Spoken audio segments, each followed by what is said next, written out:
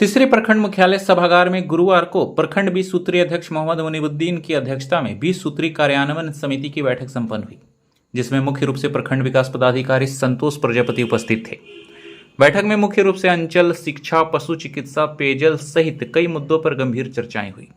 वहीं बैठक में अंचल सीआई, पीडब्ल्यूडी, आरईओ, विशेष प्रमंडल और जल छाजन विभाग के नदारद रहने पर नाराजगी जताई गई। 20 सूत्रीय अध्यक्ष ने अंचल विभाग की कार्यशैली पर नाराजगी जताते हुए जमीन संबंधी कार्यों के लिए रेट तय करने की बात कही। उन्होंने कहा कि अंचल कर्मियों के कार्यशैली के कारण आम आदमी को महीनों चक्कर लगाने पड़ते हैं, लिहाजा अंचल विभाग जमीन संबंधित कार्यों के लिए रेट तय कर ले। परेशान होने की बजाय लोग दाम देकर अपना काम करवाएंगे। उन्होंने कहा कि जेएमएम गठबंधन की सरकार में यह मनमानी नहीं चलेगी। इस मनमानी को लेकर सरकार तक शिकायत की जाएगी। साथ ही 20 सूत्रीय अध्यक्ष ने 20 सूत्रीय ऑफिस के लिए आए फंड की जानकारी उन्हें नहीं मिलने पर भी नाराजगी जताई। वहीं उन्होंने पशु चिकित्सा विभाग की लापरवाही के कारण मवेशी की मौत होने, बालू बंद होने के बावजूद मनरेगा के वेंडरों द्वारा बिल बनाने, लोकाय थाना में 1 महीने से पासपोर्ट वेरिफिकेशन पेंडिंग रहने आदि मामलों को सदन के समक्ष रखा। वहीं जनप्रतिनिधियों ने वन विभाग की कार्रवाई पर एक बार फिर सवाल खड़े किए। सांसद प्रतिनिधि मनोज यादव ने कहा कि वन विभाग के संरक्षण में तीसरी गांवा और देवरी वन क्षेत्र में बड़े पैमाने पर वर्षों से अवैध उत्खनन का कार्य किया जा रहा है। केवल तीसरी में ही बैरल पत्थर, काला पत्थर आदि का अवैध उत्खनन बदस्तूर जारी है, लेकिन कार्रवाई के नाम पर विभाग द्वारा केवल खानापूर्ति की जाती है। मुख्यालय में भी वन भूमि पर कई गोदाम स्थित हैं, लेकिन विभाग को यह दिखाई नहीं देता। लेकिन चंदवा पहाड़ी में नल जल योजना द्वारा बने जल मीनार में लगे उपकरणों को जब्त कर ग्रामीणों को पेयजल जैसी मूलभूत सुविधाओं को बाधित करने का काम किया गया है। उन्होंने कहा कि ईडी द्वारा इस मामले की जांच की गई तो वन विभाग और खनन विभाग के कई पदाधिकारी सलाखों के पीछे होंगे। साथ ही 20 सूत्रीय अध्यक्ष ने वन क्षेत्र में चल रहे अवैध आरा मिलों की जानकारी के बाबत वन विभाग के अधिकारियों से सवाल आते, जिस पर वनपाल अभिमित राज ने कहा कि विभाग द्वारा लगातार कार्रवाई की जा रही है और आगे भी कार्रवाई की जाएगी। वन भूमि पर कार्य करने के लिए एनओसी लेनी चाहिए। वहीं सांसद प्रतिनिधि मनोज यादव ने राशन वितरण में हो रही गड़बड़ी का मुद्दा उठाते हुए कहा कि सरकार द्वारा गरीबों के लिए भेजे गए अनाज को उनके बीच कम मात्रा में बांटकर उस अनाज को कौआ कोल के रानी बाजार में बेचा जा रहा है। इस मामले में उन्होंने उपायुक्त से जांच की मांग की। इसके अलावा एक ही व्यक्ति के डीलर और पारा शिक्षक होने व अपने जगह दूसरे व्यक्ति को विद्यालय भेजने, बैंक ऑफ इंडिया में स्टाफ की कमी के कारण खाता खुलवाने में परेशानी, कस्तूरबा विद्यालय में पानी की समस्या पर भी चर्चाएं हुई। इनमें कई मुद्दों को प्रोसीडिंग में लाए गए।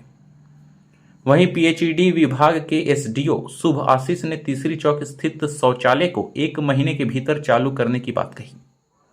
बैठक में प्रभारी चिकित्सा पदाधिकारी डॉक्टर देवव्रत, तीसरी थाना प्रभारी प्रदीप कुमार, मनसा डीओपी प्रभारी अभिषेक रंजन, एमओ पवन सिन्हा, अशोक यादव, जेएमएम प्रखंड अध्यक्ष रिंकू बर्नवाल, रितेश कुमार, बीपीओ राजकुमार हेमरम सहित कई पदाधिकारी उपस्थित थे। परेशानी क्यों हो रहा है? ये गलती किसका है? चलिए गलती किसका पे? चलाने में कितना दिन लगता है? ठीक है, और उसका एक रेट तय कर दीजिए। उसका ये रेट लगेगा तब चढ़ेगा। हाँ, उसका रेट तय होना चाहिए कि कितना प्रोजन में लगेगा। हाँ, इसका रेट तय होना चाहिए। अगर नहीं तय होता है तो इसका समय तय कीजिए कि कितने दिन में हो जाएगा। सरकारी दल क्या है? हाँ, तो आप कहिए सरकारी दल, हम तो कहेंगे रेट तय कर दो। आप कहिए सरकारी दल है।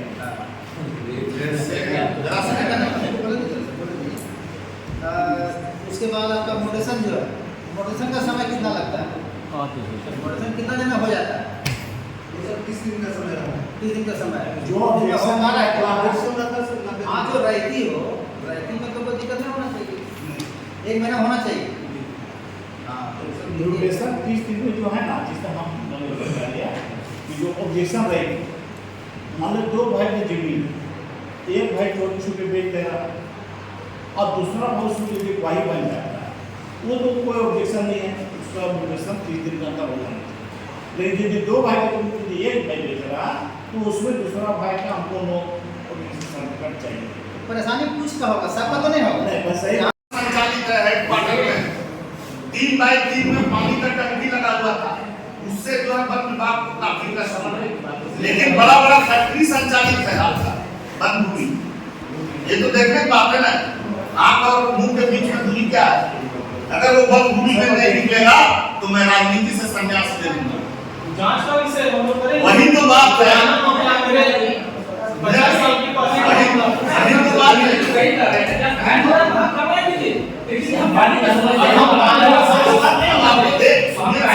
जांच तो हो रहा है, इसी साहब का विधान जांच हो रहा है और हम लोग भी जांच करवा रहे हैं कि ये अगर वास्तविक में वन भूमि होगा